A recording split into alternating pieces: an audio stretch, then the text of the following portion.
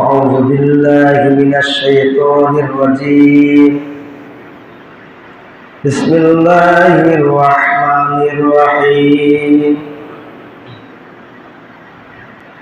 إن المنافقين يخادعون الله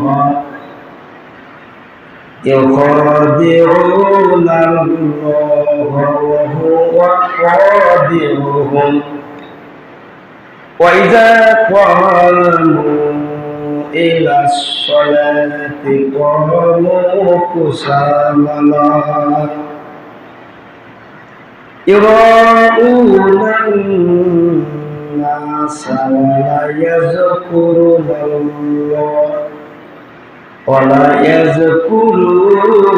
الله إلا قليلا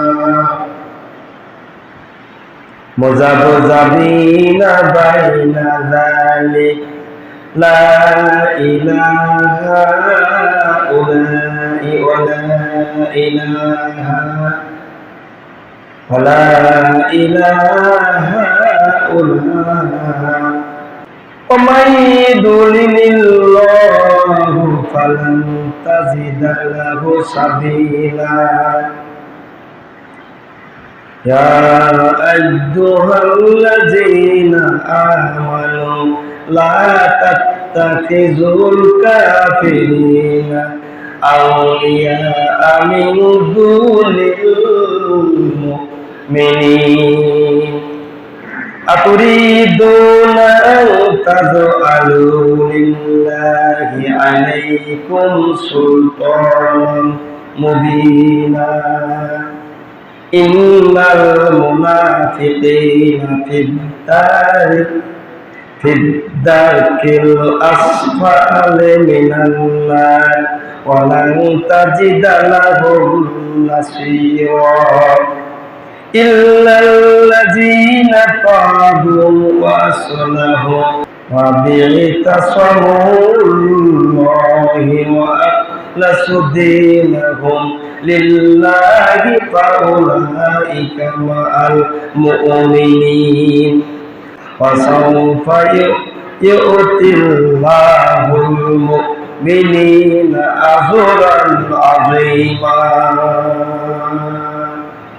ما يفعل الله بعذابكم إن شكرتم وآمنتم وكان الله شاكرا عليما إلى آخر আল্লাহ রাব্বুল আলামিন পবিত্র কোরআনে কারিমের মধ্যে যে কথা জানিয়েছেন মুনাফিকদের বিষয়ে। মুনাফিকরাই তো যে কথা গত তারিখে আলোচনা করেছি, ইমাম হুসাইন রাদিয়াল্লাহু তাআলা আনহুকে দাওয়াত দিয়েছেন, আরেকটি দাওয়াত 4000 পত্র পাঠিয়েছিল, 4000ই হোক। কুফাবাসীর পক্ষ থেকে 4000 পত্র মদিনায় যাওয়া যেখানে কথা, সেই কথা আলোচনা হবে ইনশাআল্লাহ। তারা কারা ছিল? আল্লাহ রাব্বুল আলামিন জানিয়েছেন, মুনাফিকরা তোমাদের সাথে চলাফেরা করে মুসলমান হিসাবে, নামাজও পড়ে, রোজাও করে, হজও করে, যাকাতও দেয়, কিন্তু তোমরা বুঝতে পারো না ওরা হলো টাটকা মুনাফিক। কারণ ওরা আল্লাহর দ্বীন কায়েমের ব্যাপারে তারা সংগ্রাম করে না, ইসলামকে টিকিয়ে রাখার জন্য তারা বলে না,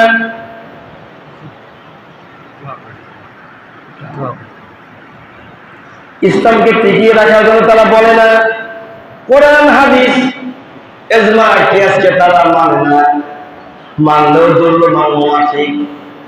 সেই কথাটি সূরা নিসার মধ্যে আল্লাহ রাব্বুল আলামিন জানিয়েছেন, কোরআনকে যদি প্রশ্ন করা হয় কোরআন রে মুনাফিকরা আল্লাহর সাথে কি আচরণ করে, কি ব্যবহার করে, একটু বলো দেখি, ওদের গুমরটা একটু ফাঁক করে দাও, কোরআন আমরা জানতে চাই। মুনাফিকদের গুমর তুমি ফাঁক করে দাও, মুনাফিক কারা? কোরআনে কারীম জবাব দিচ্ছেন, ইন্নাল মুনাফিকিনা ইউখাদিউনা আল্লাহ। অনেকে বলেন মুনাফিকরা প্রতারিত করতে চায়, মুনাফিকরা আমার আল্লাহকে প্রতারিত করতে চায়, অথচ আল্লাহকে প্রতারিত করার ক্ষমতা পৃথিবীর কারো নাই। এই দুনিয়ায় যত রাজা বাদশা মিনিস্টার মন্ত্রী চলে গেছে, প্রত্যেকেই এক স্রষ্টার কাছে দুর্বল, প্রত্যেকে এক স্রষ্টার কাছে একেবারেই দুর্বল থেকে দুর্বল।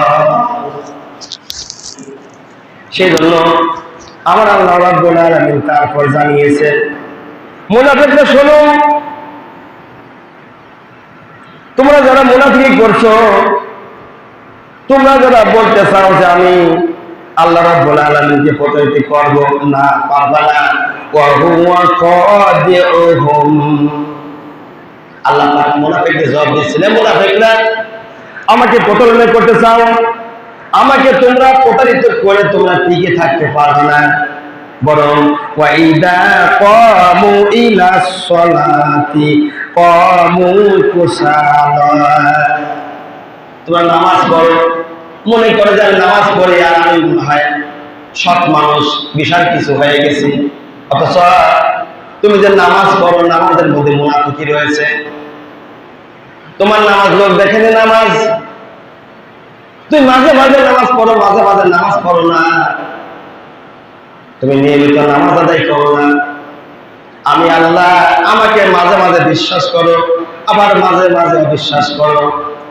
নামাজের ভিতরে যখন দাঁড়াও, তুমি নামাজের মধ্যে বলো ইয়্যাকা না'বুদু ওয়া ইয়্যাকা নাস্তাঈন। আল্লাহু আকবার। ওয়ালাইকুম জবাব দেয় মুনাফিকরা, নামাজের ভিতরে বলে ইয়্যাকা না'বুদু ওয়া ইয়্যাকা নাস্তাঈন। এখানে দুইটা কথা বলা হয়েছে।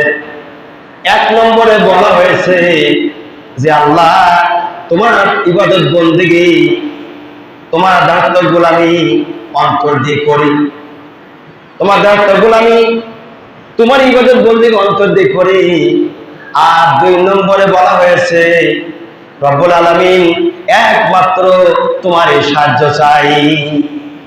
মুনাফিকের নামাজের মধ্যে বলে, এক নম্বরে কি বলে, হে আল্লাহ, আমরা তোমার দাসত্ব করি, তোমার গোলামি করি, তোমার এই একমাত্র ইবাদত বন্দেগী করি।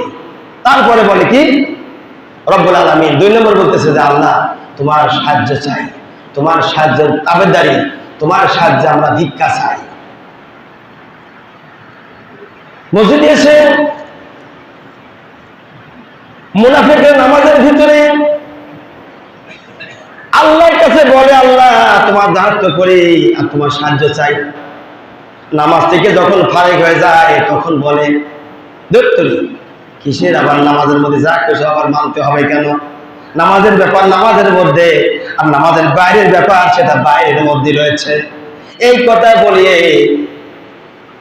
মানুষের অত্যাচার, জুলুম, নির্যাতন বন্ধ করে না, জমির ঠেলা বন্ধ করে না, ভাই বোনকে ফাঁকি দেওয়া বন্ধ করে না, সব সম্পদ নিজের নামে করে নেয়, আর ভাই বোন সবগুলোকে ফাঁকি দিয়ে দেয়। কিয়ামতের দিন এই সম্পদ গলার সঙ্গে ঝুলাইয়া দেওয়া হবে মুনাফিকদের। ওরা গলার সঙ্গে সম্পদ দিয়ে আল্লাহ বলবেন, সামনে পাও বাড়া, সামনে এগোয়ে যা।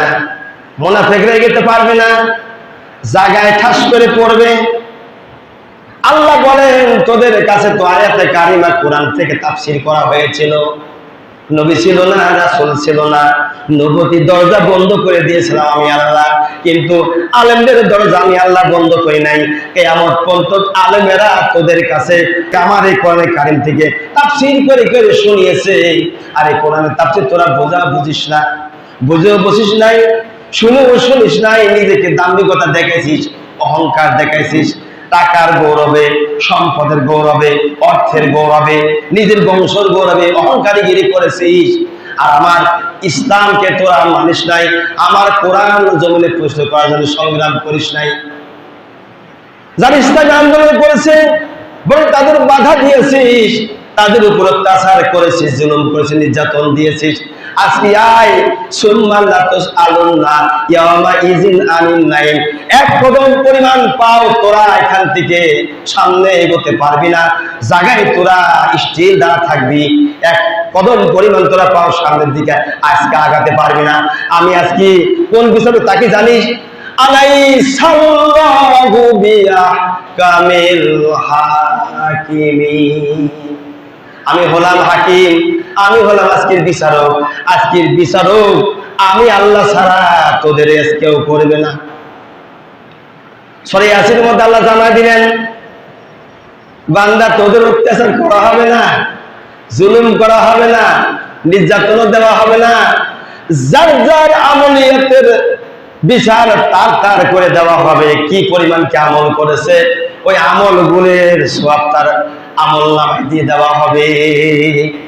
ও ভাই, এই জন্য আমাদেরকে বুঝতে হবে আমরা মুসলমান।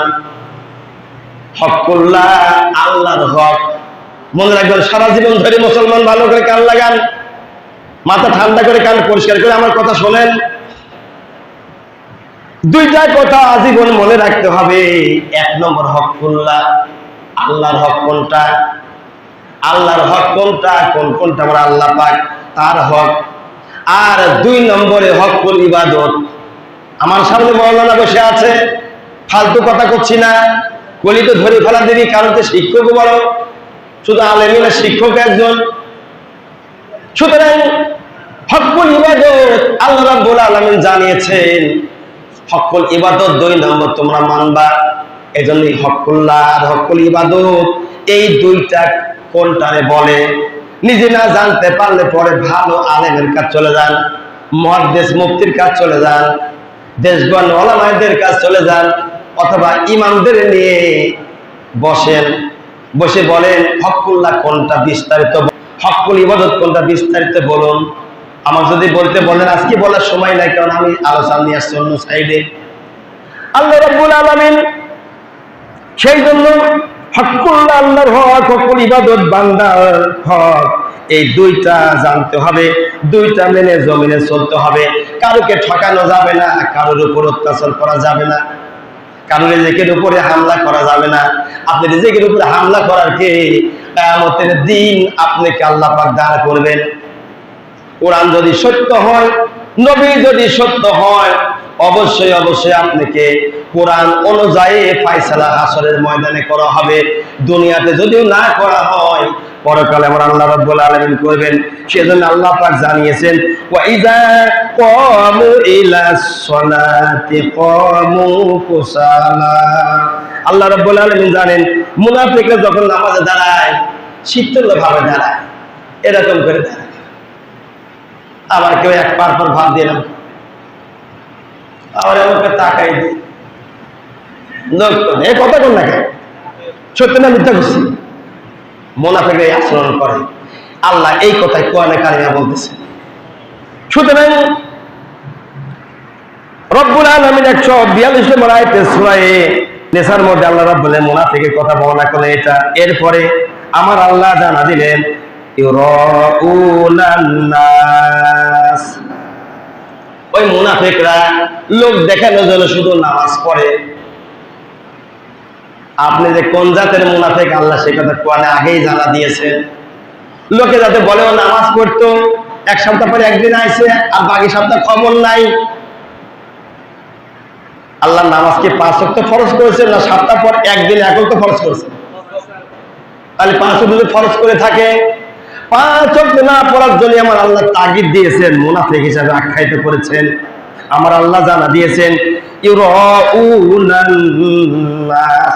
ওরা মানুষ, নাস মানে মানুষ, ওরা মানুষকে দেখান যে নামাজ পড়ে, প্রকৃতি পক্ষে আমি আল্লাহ আমার উপর ওদের ঈমান নাই। কথা কোন নাকি?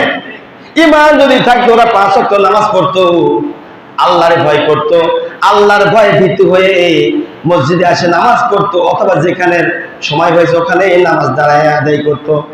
বন্ধুগণ, ভাইরা, এরপর আমার আল্লাহ জানা দিলেন, ওয়ালা ইয়াযকুরুনাল্লাহা ইল্লা কলিলা। হে বান্দা, তোমাদের মধ্যে অল্প মানুষ ঈমান আনছে, অল্প মানুষ আমাকে ভয় করে নামাজ পড়ে, আর বাকিরা সব মুনাফিক। কে বলছেন এ কথা? বলা কে বলছেন এ কথা? আল্লাহ বলছেন এ কথা। বুবা হলে চলবে না, কত জবাব দেওয়া লাগবে টাচ টাচ করে, বড় সামনে কথা কওয়া লাগবে। ভাইরা আমার, আল্লাহ কথা কেন বললেন? এই জন্য বলেছেন, মুনাফিকরা ওরা মনে করে যে আমরা নিজেরাই বুজুর্গ হয়ে গেছি, ভাব দেখে খুব বুজুর্গ, কথা যখন বলে ফেরেশতা ফেল, অথচ এক নম্বর টাটকা মুনাফিক ওরা। সুতরাং আমার আল্লাহ তারপর জানা দিলেন, ইরাউনান নাস ওয়ালা ইয়াযকুরুনাল্লাহা ইল্লা কলিলা। লোক দেখে নামাজ পড়ে কোনো লাভ নাই, আল্লাহকে স্মরণ কম করে কোনো লাভ নাই, আল্লাহর কাছে আসা যায় না। এরপর আল্লাহ জানান, মুযাবযাবিনা বাইনা যালিক। আল্লাহু আকবার। আল্লাহ বলছেন মুনাফিকরা দুলদুমা, ওরা চিন্তা করে নামাজ পড়লে কি আমাদের জান্নাত যাব? ঈমান আনলে কি আমরা বেহেশতে যাব না? আল্লাহ কি আমাদের পক্ষে থাকবে নি? থাকবি না নে, দুই রকম চিন্তা ভাবনা করে। এই জন্য আল্লাহ পাক এখানে মুযাবযাবিনা বাইনা যালিক, আল্লাহ মুযাবযাবিনা ব্যবহার করেছেন এখানে, এই শব্দটা, এই সেগা ব্যবহার করেছেন আল্লাহ পাক, মুযাবযাবিন। আল্লাহ পাক বলেন মুযাবযাবিনা বাইনা যালিক, বান্দারে মধ্যস্থলে তোমরা থাকতেছ, দুলদুমানা তার মানে মুনাফিক, টাটকা মুনাফিক তোমরা। লা ইলাহা উলা ওয়ালা, লা ইলাহা উলাই ওয়ালা ইলাহা উলা। তারা এদিকও না ওদিকও না, তার মানে দোলার মাঝি, বোঝেন না? ওই লোকটা দোলার মাঝি, এদিকে আসে না ওদিকেও যায় না। ওরা হলো টাটকা মুনাফিক, দোলার মাঝি, এদিকে না ওদিকে নাই। সেই কথা আমার আল্লাহ রাব্বুল আলামিন জানা দিলেন, ওই মুনাফিকের টাটকা মুনাফিক, সেদিন দোলার মাঝি ওরা।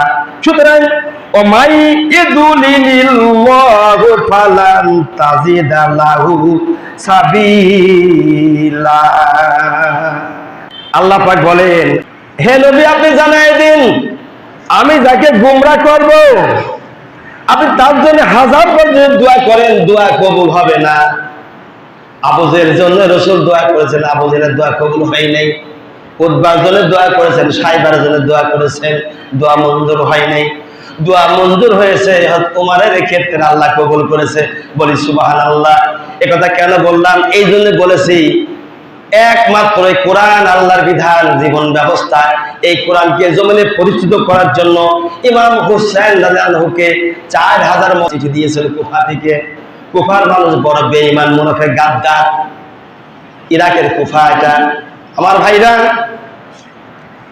হযরত ইমাম হুসাইন রাদিয়াল্লাহুকে চিঠি দেওয়ার পরে মুরব্বিদের যখন দাওয়াত করলো, ইমাম হুসাইন রাদিয়াল্লাহু দাওয়াত করার পর সব থেকে একত্রিত করলেন। করার পরে বলছেন, মুরব্বিরা মদিনা মুনাওয়ারা থেকে কুফার পথে পা বাড়াইতে হবে। এই যে 4000 পত্র পাঠিয়েছেন, আমাকে যেতে হবে মিনহাজুন নবুয়ত, নবুয়তির আদর্শ বাস্তবায়ন করার লক্ষ্যে, আমার নানাজির আদর্শ কোরআন সুন্নাহ পরিচিত করার জন্য আমাকে কুফার নগরী যেতে হবে। মুরব্বি কিরাম যেতে দিল না। শেষ পর্যন্ত ইমাম হাসানের শহীদের কথা গত তারিখে বর্ণনা করা হয়েছে। দ্বিতীয় চ্যাপ্টারে চলে যাই। হযরতে ইমাম হুসাইন রাদিয়াল্লাহু আনহুর চাচা ভাই মুসলিম বিন আকিল রাদিয়াল্লাহু আনহুকে কুফার দিকে পাঠিয়ে দিলে মুরব্বি কেরাম ঐক্যবদ্ধ ভাবে, যে কুফা যদি হযরতে মুসলিম বিন আকিল রাদিয়াল্লাহু আনহু চলে যায়, যাবার পরে সেখানে গিয়ে লোকদের সাথে পরামর্শ করবে। কত লোক তার হাতে বয়াত গ্রহণ করে। বয়াত গ্রহণ করার পরে তিনি এলাকার পর্যবেক্ষণ করে দেখবেন সেখানে ইমাম হোসেন যাবে কি যাবে না, তার বিপদ আছে কি নাই, এই মর্মে চিঠি লিখবে। চিঠি যখন মদিনায় পৌঁছা যাবে, তখন হযরতে হুসাইন রাদিয়াল্লাহু আনহু সেখানে রওনা করবেন। এই মর্মে কুফার দিকে পা বাড়ালেন হযরতে মুসলিম বিন আকিল রাদিয়াল্লাহু তাআলা আনহু। তিনি এর সঙ্গে দুইটা ছেলে গেলেন, একজন হলো মুহাম্মদ, একজন হলো ইব্রাহিম। দুইটা ছেলে, যার বয়স 7 বছর আর একটার বয়স 9 বছর। দুইটা রেওয়াত পাওয়া যায়, আর একটা রেওয়াতে পাওয়া যায় 8 বছর আর 10 বছর। দুইটা ভাই ছিল। দুইটা ভাই পিতার সঙ্গে সাথে সফর সঙ্গী হলেন। হবার পরে কুফায় চলে গেলেন। যাওয়ার পরে কুফার মানুষ ইমাম হুসাইন রাদিয়াল্লাহু পক্ষ থেকে যখন হযরতে মুসলিম বিন আকিল রাদিয়াল্লাহু আনহু রওনা করেছেন, রওনা করার কথা শুনিয়ে রাত্রিতেই 30,000 মানুষ তার হাতে হাত দিয়ে বয়াত গ্রহণ করেছিল। ভালো করে কান লাগান মুসলমান, ইতিহাসের শহীদে কারবালা মধ্যে লেখে 30,000 এলাকার মানুষেরা মুসলিম বিন আকিল হাতে হাত দিয়ে বয়াত গ্রহণ করলেন। উদ্দেশ্য হলেই আল্লাহর কোরআন জমিনে প্রতিষ্ঠা করতে হবে, মুয়াবিয়ার সন্তান এদের বসত আমরা স্বীকার করব না, এটা ছিল তাদের মূল উদ্দেশ্য, মূল কথা। কিন্তু রাতে যখন 30,000 লোক বয়াত গ্রহণ করলো, তাকে সাহস দিল, উৎসাহ দিল, তখন তিনি চিঠি লিখলেন ইমাম হুসাইনের কাছে, ভাই তুমি চলে এসো, কোনো চিন্তা নাই, এলাকার মানুষেরা গত রাত্রে 30,000 মানুষ আমার হাতে হাত দিয়ে বয়াত গ্রহণ করেছেন, তুমি চলে আসো, আল্লাহর দ্বীন জমিনে কায়েম করার জন্য তোমার আসার আর কোনো বাধা নাই। এই কথা শুনে তিনি পা বাড়ালেন। পা বাড়ানোর পরে কুফার দিকে যখন পা বাড়ালেন, অমান সময় পরের দিনকে যখন ইবনে জিয়াদ, মুয়াবিয়ার যার সন্তান ইবনে জিয়াদ যখন জানতে পারলো হযরত ইমাম হুসাইনের পক্ষ থেকে মুসলিম বিন আকিল তার স্বাস্থ্য ভাই হানির বাড়িতে আশ্রয় গ্রহণ করেছে। হানি ছিল কুফার একজন সম্মানী ব্যক্তি এলাকার। হানির বাড়িতে যখন আশ্রয় গ্রহণ করলেন হযরতে মুসলিম বিন আকিল রাদিয়াল্লাহু আনহু, হানির বাড়ি আশ্রয় নেওয়ার কারণে খবর হয়ে গেল ইবনে জিয়াদের কাছে, ইবনে জিয়াদ হানির বাড়িতে ইমাম হুসাইনের পক্ষ থেকে কিন্তু মুসলিম বিন আকিল আসছে। সেখানে সাকিব নামে এক ব্যক্তি, এলাকার বড় নেতা, ওই নেতার সঙ্গে যুদ্ধ করে তীরন্দাজ করে কেউ পারে না, সাকিব নামে ওই ব্যক্তিও সেখানে উপস্থিত ছিলেন। মুসলিম বিন আকিল সাথে থাকলেন হানির বাড়িতে। ইবনে জিয়াদ সচকে দেখার জন্য হানির বাড়িতে রওনা করলো। হানির বাড়ি রওনা করে দেখে সাকিব এলাকার নেতা সে হাজির হয়েছে। ছলে বলে কৌশলে হযরতে আলী রাদিয়াল্লাহু আনহুর ভক্ত যারা ছিল ওদেরকে দুনিয়া থেকে আগে শেষ না করলে তো মুয়াবিয়ার সন্তান এজিদের জয় জয়কার হবে না। এই জন্য মুসলিম বিন আকিলকে ধরাশায়ী তখন করতে পারলো না। আর মুসলিম বিন আকিলের নাগালের ভিতরে ইবনে জিয়াদ আসার পরেও ফিরে চলে গেল। ওকে হত্যা করা হলো না। ইচ্ছা করলে ওকে হত্যা করা যাইতো, কেননা ইসলামে আছে যদি কেউ আঘাত না করে তাকে প্রতিহত করা যায় না, এই আগে আঘাত করে তারপর প্রতিহত করা যায়। সেই জন্য মুসলিম বিন আকিল রাদিয়াল্লাহু আনহু ইবনে জিয়াদকে হাতে নাগালে পাইলেও পিটাই দিল না, পিটাই ওকে বিদায় করে দিল। চলে যাওয়ার পরে হানিকে খবর দিল। খবর দিয়ে ইবনে জিয়াদের দরবারে নিয়ে চলে গেল। যাওয়ার পরে হানির উপর অত্যাচার শুরু করলো, এত মারপিট শুরু করলো। হানির লোকজন যখন জানলো আমার ভাইকে, আমার চাচাকে, আমার সম্মানী ব্যক্তি এলাকার তাকে উপরে আঘাত আনতেছে, এলাকার লোকজন ছুটে চলে গেল লাঠি সোটা নিয়ে। গণভবন দখল করে ফেললো, ইবনে জিয়াদের গণভবন দখল করে ফেললো। চতুর্দিকে গণভবনের উপরে আঘাত আনতেছে। ইবনে হানিকে ছেড়ে দাও না, তোমাদের বিপদ আছে। হানিকে আটকায় দিল।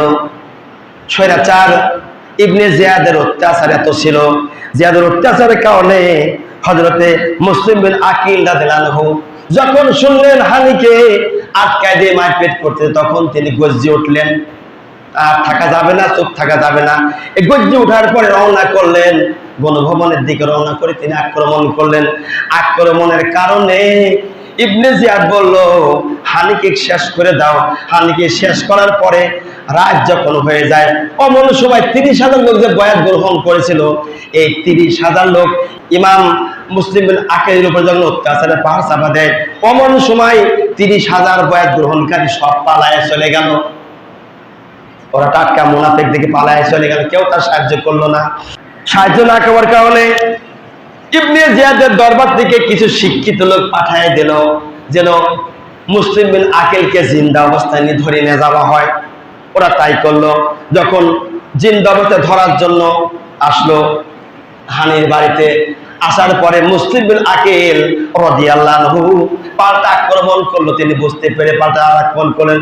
আর দুইটা ছেলে মুহাম্মদ এবং ইব্রাহিমকে বলছে, বচ্চ যাও যাও, রাতের গভীরে বাড়ির দিকে রওনা করা বচ্চ, আল্লাহর উপরে শপথ করলাম মদিনার দিকে চলে যাও, যদি মদিনায় না যেতে পারো আল্লাহ পাক তোমাদেরকে যেটা করবে ভালো মঙ্গলের জন্যই করবে, তোমরা আমার কাছ থেকে চলে যাও। আমাকে মারার জন্য ইবনে জিয়াদ যে কৌশল করেছে বচ্চ, তা তোমাদেরকে কি বল বচ্চ, তোমরা কান্দিও না, পালিয়ে চলে যাও। দুইটা সন্তান মোহাম্মদ এবং ইব্রাহিম হানির বাড়ি থেকে পালিয়ে চলে আসতেছে। আস্তে আস্তে হারেস নামে এক ব্যক্তির খেজুরের বাগানের মধ্যে ঢুকেছে। অপর দিক দিয়ে মুসলিম বিন আকিলকে ধরে নিয়ে গেছে। যুদ্ধ কিন্তু পুরাদমে চলছে। পুরাদমে যুদ্ধ চলার পরে মুসলিম বিন আকিল শত্রুদেরকে এমন ভাবে আঘাত হানেছে একাই। আর সাকিব নামে যে নেতা ছিল, দুই দলের আঘাতে ওরা ক্ষত বিক্ষত হয়ে গেছে। আর শিক্ষিত লোক বলে পরে আসিয়ে একটা মানুষ কতক্ষণ টিকতে পারে শত মানুষের সামনে? ক্ষত বিক্ষত শরীর দিকে রক্ত ঝরে যাচ্ছে। এই অবস্থায় মুসলিম বিন আকিল যখন নিস্তেজ হয়ে পড়েছে, এই নিস্তেজ অবস্থায় তাকে খচ্চরের উপরে সওয়ার করিয়ে ইবনে জিয়াদের দরবারে নিয়ে গেছে। ইবনে জিয়াদ তরোয়াল শুধু সানচার বলছেন, শত্রু অত্যাচার করেছো, এখন তোমার এই শত্রু অত্যাচার করার কারণে পরিণতি কি হয় দেখো। ইবনে জিয়াদের কথায় তেলে বাগানে জ্বলে উঠলো মুসলিম বিন আকিল। রে নলে পেশা তারা কারে ভয় দেখাস? আমরা তো সেই বীর, সেই যোদ্ধা হযরতে আলী রাদিয়াল্লাহু আনহুর বাতিলের সঙ্গে লড়াই করে যুদ্ধ করে বিজয় হয়েছিল। আসাদুল্লাহ গালিব, আল্লাহর সিংহর বংশধর আমরা। আমরা পরাজয় বরণ করার কোনোদিন জাতি নয়। অনেক কথা, মূল কিছু কথা বলছি।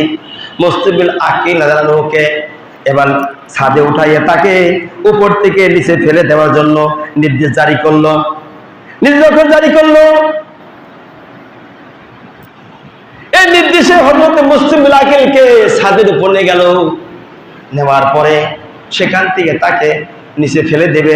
নিচে ফেলে দেবে, শুধু এমনি ফেলে দিবে না, তাকে হত্যা করিয়ে এই পৃথিবী থেকে বিদায় করে দিবে। গণভবনে ছাদে উঠাইলো, মুসলিম বিন আকিলের উপরে অত্যাচার করলো, উপর থেকে ফেলে দিল, তিনি শহীদ হয়ে গেল।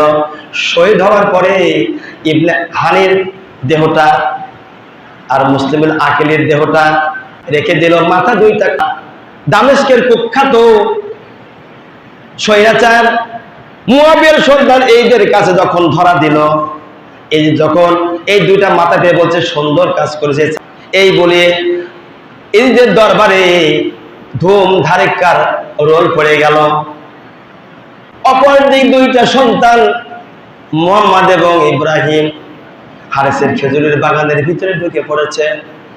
ছোট ভাই কাঁদতেছে, বড় ভাই বলে, ইব্রাহিম বলে, মুহাম্মদের ভাই কাঁদিস না, তুই কাঁদলে পরে লোকেরা দেখে ফেলবে। কেননা মদিনার লোকের কান্না এত সুন্দর কণ্ঠ দুনিয়ার আর কারণ নাই, ভাই যে কাঁদিস না। তুই যদি কাঁদিস তাহলে পরে লোকে দেখে ফেলবে, আমাদের ধরে নিয়ে যাবে, আমাদের জবাই করবে। ভাই আব্বাকে হারিয়েছি, আমরাও দুই ভাই এই রাস্তায় কি চলে যাবো, ভাই কাঁদিস না। ছোট ভাই মায়ের কথা মনে করে, বাবার কথা মনে করে চিৎকার মেরে মেরে কান্দে। বড় ভাই মুখটা চেপে ধরে, আবার চিৎকার মেরে কান্দে। ঘুমায় পড়েছে বড় ভাইয়ের ওরের উপরে, ছোট ভাই মাথা রেখে ঘুমায় পড়েছে। ঘুমন্ত অবস্থায় চিৎকার মেরেছে, হাওয়া করে কেঁদে ফেলে দিয়েছে মুহাম্মদ। ইব্রাহিম বলে, ভাই কাঁদিস না। ইব্রাহিম বলে, ভাই কাঁদলে পরে আমাদের ধরে নিয়ে যাবে। এই কান্নার আওয়াজটি হারেসের স্ত্রী জানতে পায় ঘর থেকে। জানার পরে হারেসের খেজুরের বাগানের দিকে চাই, দেখে ফুটফুটে দুইটা ছেলে খেজুরের বাগানের মধ্যে শুয়ে রয়েছে। ক্ষুধার্ত চেহারা, ক্ষুধার্ত চেহারা, মলিন মুখ, এত সুন্দর চেহারা, এই মানুষ কুফা নগরীর হতে পারে না। এই দুইটা সন্তান নিশ্চয় মদিনা মুনওয়ারার হবে। এই বলিয়ে সামনে যায়। বড় ভাই বলছে, ছোট ভাই তুই কাঁদলি কে? ওই যে মহিলা আসছে আমাকে ধরার জন্য। ও ভাই ওঠ, আর থাকা যাবে না, আমাদের দ্বিখণ্ড করে নিয়ে যাবে, আমাদেরকে হত্যা করবে। ভাই তুই কেন কাঁদলি? মহিলা বলছে, বচ্চ ও বচ্চ দৌড়ায় না বাবা, তোমাদের অনুরোধ লাগে, আমি তোমাদের মা হিসাবে মদিনায় পৌঁছায় দেবো, কান্দিও না, কোথায় যেও না বচ্চ। সারা রাত ধরে দুইটা ভাই ছোট ছোট মাসুম বাচ্চা হাঁটতে হাঁটতে দুইটা পা ব্যথা হয়ে গেছে। পা ফুলে ব্যথা হয়ে গেছে। একবার বড় ভাই কোলে তোলে, আবার একটু হেঁটে যায়, এভাবে করে করে হারেসের খেজুরের বাগানের মধ্যে প্রবেশ করেছে। হারেসের স্ত্রী বাড়িতে নিয়ে গেল, নেওয়ার পরে রান্নাঘরে রেখে দিল। হারেস তখন দুপুর টাইম হয়ে গেছে, খাবার জন্য আসছে। দুইটা ছেলেকে বলছে, বচ্চ কান দিও না, আমার স্বামী কিন্তু ইবনে জিয়াদ ঘোষণা করেছে মদিনার দুইটা ছেলেকে কেউ ধরে দিতে পারলো উপঢৌকন দেওয়া হবে। উপঢৌকনের আশা করে আমার স্বামী হারেস তোমাদেরকে খুঁজতেছে, অতএব তোমরা কান দিও না বচ্চ। রাত যখন হবে আমি মা হিসাবে তোমাদের দুই ভাইকে মদিনার দিকে নিয়ে যাব। মুসলিম আকিল দ্বিতীয় পত্র লিখেছিল, ভাই মদিনার থেকে পা বাড়িয়ে কুফায় আসিও না। এই পত্র পৌঁছানোর সুযোগ দেওয়া হয়নি। ইবনে জিয়াদ যত রকম কূট কৌশল করে, যত জায়গায় পিয়ন সেট করার দরকার, মোড়ে মোড়ে গলিতে গলিতে সব জায়গায় পিয়ন সেট করেছিল, যাতে করিয়ে সেখান থেকে কোনো লোক পত্র নিয়ে মদিনায় না যেতে পারে। হুসাইন যেন ডাইরেক্ট চলে আসে কুফার দিকে। দুইটা ভাই, এই দুইটা ভাই রান্নাঘরের ভিতরে ছোট ভাই বড় ভাইকে বলে, ভাই আব্বা কোথায়? আব্বা শহীদ হয়ে গেছে। ও ভাই মদিনায় চলে যায়। কয় না, মা মদিনা নিতে চায়। এদিকে হারেস চলে আসছে বাড়িতে, আসার পরে ভাত খাইতে বসবে। খাবারের সময় ছোট ভাইয়ের কান্নার করুণ কণ্ঠ স্বর ভেসে আসছে তার কানে। হারেস বলছে, স্ত্রীরে এই কান্না করে কে? কয় বাইরের কোন ছেলে বা? কয় না না না, এত সুন্দর কণ্ঠের আওয়াজ মদিনা ছাড়া কোনো সন্তানের নাই। অতএব কোন জায়গায় আমি দেখে আসি। স্বামীর হাত চেপে ধরলো তার স্ত্রী, কিন্তু না, হারেস শুনলো না। চলে গেল ঘরের মধ্যে, গিয়ে দেখে দুইটা সন্তান। হারেস চিন্তা করলো, যদি জিন্দা লয়ে যাতে কেউ কেড়ে নিলে পরে, তাহলে পরে আমি উপঢৌকন পাবো না। এই জন্য হারেস এবারে মুহাম্মদের গায়ের উপরে পাও রাখলো, আর ইব্রাহিমকে জবাই করে মাথা কল্লা আলাদা করে দিল। আল্লাহ যখন হয়ে গেল, স্ত্রী হাত চেপে ধরলো, স্বামী এমন কাজ করিও না, হত্যা করো না গো মদিনার সন্তান, এদেরকে হত্যা করো না, হত্যা করলে তুমি জান্নাত পাইবে না। ইমাম হুসাইন রাদিয়াল্লাহু বংশের মানুষের হত্যা করো না। কে শোনে কথা? এবার হারেস মুহাম্মদকে আবার জবাই করলো, দুইটা কল্লা হাতে করলো। করার পরে এবার বলছে, ব্যাগ দাও। ব্যাগ দিল, ব্যাগের মধ্যে ঢুকালে দুইটা কল্লা আর মুহাম্মদ এবং ইব্রাহিমের দুইটা ধর ইরাকের দজলা নদীর ভিতরে ফেলে দিল। ইতিহাসের মধ্যে লেখে, ইরাকের দজলা নদীর মধ্যে যখন দুইটা ভাইকে ফেলে দিল, হারেস নিজে ফেলে দেওয়ার পর দুইটা হাতের কাটা হাত, যেন দুইটা মানুষের মাথা নাই, শুধু দেহ আছে। মুহাম্মদ এবং ইব্রাহিম দুইটা ধরটা একত্রিত হইয়া বুকের সঙ্গে বুক লাগাইয়া যেন এখনো বলছে, কে আছো গো ইমাম হুসাইনের খবর দাও। ইমাম হুসাইনের জন্য মক্কা মদিনা থেকে কুফার দিকে পাওনা বাড়া। এভাবে করে দুই ভাই যেন ইরাকের দজলা নদীর মধ্যে কাঁদতেছিল। ও ভাই, আমরা আজকে কোথায় পাওয়া দিচ্ছি, কোন জায়গা বাড়াচ্ছি? দুইটা মাসুম বাচ্চা শহীদ হয়ে গেল একমাত্র কোরআনের জন্য, এই কোরআন জমিনে প্রতিষ্ঠিত করার জন্য, হাদিস করার জন্য, আল্লাহ নবীর সত্যকে প্রতিষ্ঠিত করার জন্য তারা শহীদ হয়ে গেল। আমরা বয়স্ক মানুষ বুঝি না, আল্লাহর দিন জমিনে বিজয় করতে হবে। আল্লাহ আমাদের সকলকে বোঝার মতো যেন শক্তি দান করে, বলি আল্লাহুম্মা আমিন।